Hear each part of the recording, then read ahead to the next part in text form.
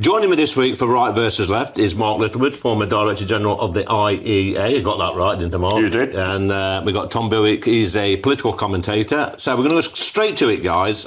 Big changes in politics over the past week or so. But we've seen recently that Tony Blair has started sniffing around politics again. He seems to be pulling some strings at the head of the Labour Party. Tom, should he keep his nose out? No. Because he's a former Prime Minister, like you and I, he's a British citizen, he can comment on British politics. He's obviously got his own institute, over 350 staff at the Tony Blair Institute. Okay. And he's obviously very active in politics. Yep. Yes, you know, he's not like any other ordinary citizen, of course, but he's entitled to his view. And I think he actually comes out with some reasonably good takes on what some of the challenges are facing the country. Yeah, probably one of our most famous socialists is Tony Blair. He believes in the redistribution of wealth. Should he keep his nose out, or should he be involved in politics at some level, do you think? I think he's entitled to put his opinions forward, but as you've just said, this is a colossal think tank. And when I was running the IEA, we were asked morning, noon and night, who funds you? Yeah. We were a ma and pa shop. We had a turnover of about £2 million a year. Small business. This is an absolutely mammoth enterprise, a bit like a kind of former president of the United States might have. I'm wondering when we're going to get the sort of Tony Blair Museum or whatever attached to it. So I'm not quite sure what angle he's coming from, but I'm going to credit his think tank with one warning. They've come out recently saying if taxes are probably going to have to go up under Labour. Oh, well, that's refreshingly honest. You might have hoped that the Labour Party were going to be more honest about that during the general election campaign. Maybe they should have been a little bit more honest during the election campaign, Mark. But Tom, the election, we sort of saw it coming, a Labour landslide. Some were surprised over the magnitude of the victory for the Labour Party. But was this an election which the Labour Party won or the Conservative Party lost? Because I'm looking at the turnout, I'm looking at the amount of votes that that Keir Starmer got. I think it was less than Jeremy Corbyn got in 2019 and 2017. So did the Labour Party genuinely win this election? I think it's one of those questions, Lee, that even psephologists for months and years to come will struggle answering, for the simple reason that, yes, clearly the Labour Party won a huge landslide under our electoral system, first past the post. However, even some cursory glance at the figures, it was on a lower vote share than Jeremy Corbyn managed in 2017. And actually, I think, you know, one of the untold stories still about this election, insofar as even I accept this in terms of the Labour Party's position, is that if you look at now the number of constituencies those Labour MPs represent deprived areas in terms of how it's now less than 50%. So here's a party that actually in some ways like Reform, it was an insurgent party back in the early 1900s. Yes. Keir Hardie, the namesake of our current Labour Prime Minister, only managed to get 26 MPs, a few more than 5 MPs in that 1906 general election. But my point is that what actually we've seen in terms of that historical cleavage between the Labour Party, working class people standing up for the little man and woman, the deprived, that has been broken in this election. For the first time, Labour now represents fewer deprived constituencies than it did previously. I mean, there's some irony there, Mark. I mean, a lot of these constituencies that Tom speaks about are in the North and in the Midlands, ex-coal mining, steelworks, etc. Always had Labour councils, always had Labour MPs, and they're all deprived. They are. I mean, I represent Ashfield, which has had its own setbacks over the years, but then let's go back. How did the Conservative Party solve this problem? Because even Sir Keir Starmer, we looked at in his patch, in his constituency, his vote share was less than it was last time. He was massively down, but yet he's the Prime Minister. So he's less popular. This time around, his party's less popular, but they've got a huge majority. Yeah, so your question, I think, Lee, was did Labour win or the Conservatives lose? Look, in one respect, politics is just like football. It's a zero-sum game, and you can only beat the team in front of you. And if both teams are terrible, still somebody wins a football match, right? And that's really what happened with the Labour Party. In terms of the areas that they represent, I think, although we've still got the two main parties being numbers 1 and 2, we're seeing a massive realignment in British politics.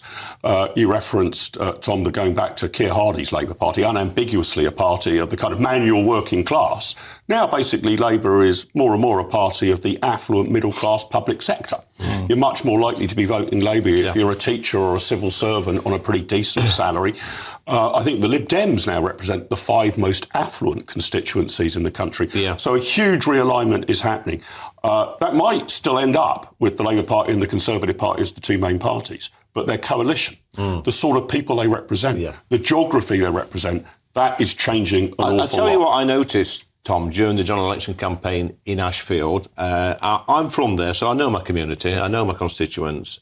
When you go around the poorer areas with poorer housing, etc., what we tend to saw was the flag of St George hanging out the bedroom windows, vote reform posters in the downstairs windows, very patriotic. Not got a lot of money. They're deprived areas, but fiercely patriotic. Wanted to vote for reform. Abandoned the Labour Party. Abandoned the Conservative Party. Those 2019 voters, and you're thinking, the two main parties are missing a trick here.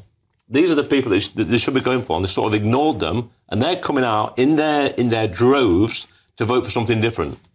But Labour's in power now. It's not in opposition. It can't just be carping from the sidelines saying the government isn't doing this and isn't doing that. And as you say, Lee, you know your constituency very well. I'd probably have to tell you, then I checked the figures earlier, you've got 20% of children who are in out-of-work families in your constituency. You've got higher than even the county average, never mind the country average in terms of deprivation. You've got people struggling to get on the housing ladder. You've got people struggling to get a GP appointment, which is, frankly, a story across the whole of these islands. But my point is, you've got a government now that traditionally has been about ensuring those people had those opportunities to get on. Working class guys like you and I, grew up in the Midlands, who looked to, the opportunities of education, free secondary education for all, the dream of home ownership. All of that came about through a combination of post-war Labour and Conservative governments. The way I look at this is there's nowhere to hide, actually, now for this Labour Party, because just look what happened to Boris Johnson's majority and the whole levelling up red wall seats agenda. The British people are not mugs. If in 5 years' time this government has not produced the economic growth that's going to be there to then invest in the public services in the early years, in helping our young people succeed, then there'll be nowhere to hide on those metrics. And actually, a question I was going to ask you, Lee, obviously you're a representative of your area, you're not in government, but what's your plans to try and bring jobs and investment into areas like Ashfield? Well, that's what it needs, isn't that's already happening, to be honest with you, Tom. We've got jobs, we've got lots of investment coming into Ashfield at the moment, but it's my job to ask the questions. We can have that as a private job.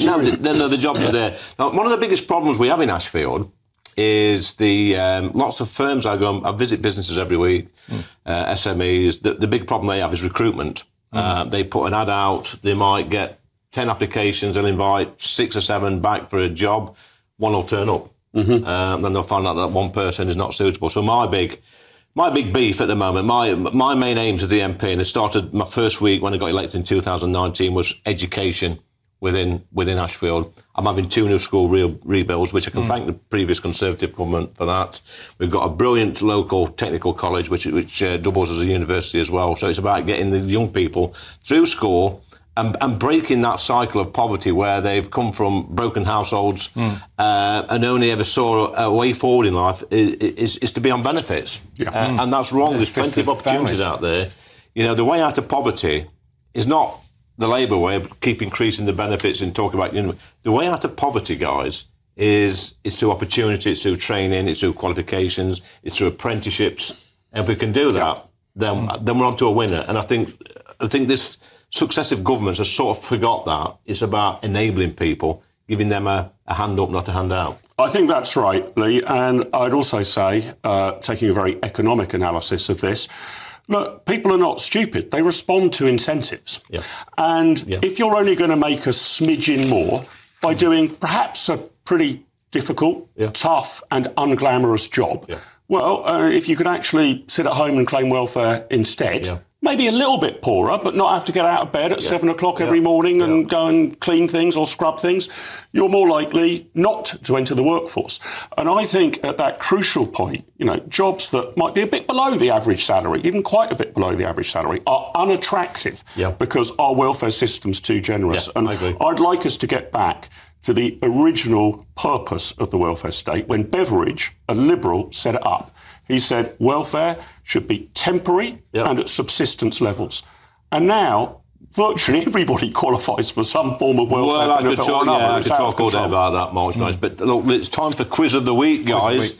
Yes or no quiz. This is a basic quiz where you've got to answer yes or no. You'll be surprised how difficult this is for some people, especially people like Stephen Pound, who's a regular on the show. He's had about 20 goes at this and has never completed it yet. So I'll go to you first, Mark. Can the small boats crisis ever be stopped? Yes. Tom? Yes. Tom, to you. Will Sir Keir Starmer still be the Prime Minister at the end of Labour's first term in office? Definitely yes. Definitely yes as well. OK. Sorry, you said definitely yes as well. That's 4 words. That's not a yes or a no. Sorry to be a brutal quizmaster. Clear yes. No, I can't give you that. Emphatic yes. That's how difficult it is. He said definitely yes. That was 2 words. All right, well, thanks for the heads up there. So that's 1 each, yes. Must pay more attention. Number 3. Mark, will Trump win the next US election? Yes. Yes.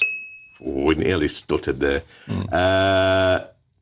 Tom, should we have proportional representation in our electoral system? No. Mark? No. And 5th and final question, should Tony Blair, keep his nose out of British politics? No. No. 4-4.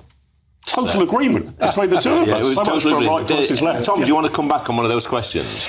The reason why I nearly stuttered on Trump is because, yes, I mean, in terms of the current situation in the States, he's on course to win the election, which isn't very hard against someone who's quite clearly, in my view, suffering from dementia.